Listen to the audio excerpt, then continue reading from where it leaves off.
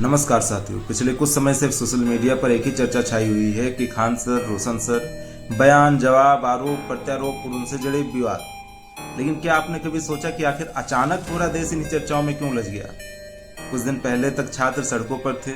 SSC, GD, NEET भर्ती परीक्षाओं में गड़बड़ियां, पेपर लीक और युवाओं के भविष्य को लेकर आवाजें उठ रही थी। लाखों विद्यार्थी अपने हक की बात कर रहे थे। सवाल व्यवस्था से पूछे जा रहे थे। काकरोच जनता पार्टी बन गई इन्हीं को लेकर। उसके उपरांत तेल महंगे हो गए। हमारे जहाज़ों को अमेरिका द्वारा उड़ा दिया जाता है, ट्रंप द्वारा। उसमें 3 लोग घायल भी हो जाते हैं। लेकिन आज क्या हो रहा है और मीडिया हमें क्या दिखाना चाह रही है? आज चर्चा इस बात पर नहीं कि पेपर लीक क्यों हुई। चर्चा इस बात पर नहीं कि युवाओं को रोजगार कब मिलेगा। चर्चा इस बात पर नहीं कि शिक्षा व्यवस्था कैसे सुधरेगी।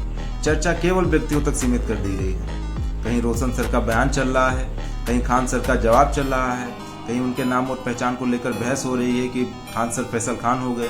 सोशल मीडिया पर लोग अलग अलग खेमों में बट गए हैं, कोई पक्ष में है तो कोई विपक्ष में है। लेकिन मैं पूछना चाहता हूं कि इससे छात्रों का क्या फायदा होगा? क्या इससे किसी बेरोजगार युवक को नौकरी मिल जाएगी?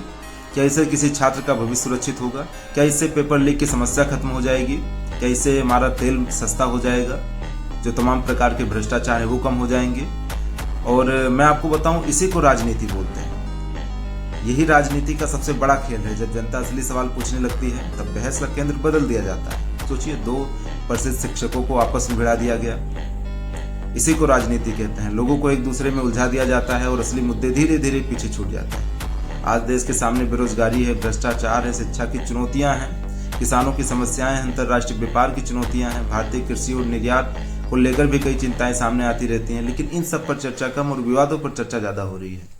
अगर भविष्य में कोई शिक्षक, एग्जाम्पल पर खान सर को ले लो, उन्होंने पेपर लीक पर उठाया सवाल, आज वही घेरे में आ गए। कोई छात्र या कोई नागरिक किसी बड़े मुद्दे पर आवाज उठाएगा और उसके साथ भी वही यही होगा, तो क्या लोग फिर आवाज उठाने की हिम्मत करेंगे?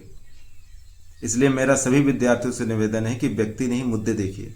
किसी के समर्थन या विरोध से पहले यह सोचिए कि असली सवाल क्या था और आज हम किस बात पर बहस कर रहे हैं। क्या इससे हमारे जो व्यवस्थाओं पर हमने आवाज उठाया था, टिप्पणियां की थी, क्या वो सुधरेगी, सही होगी?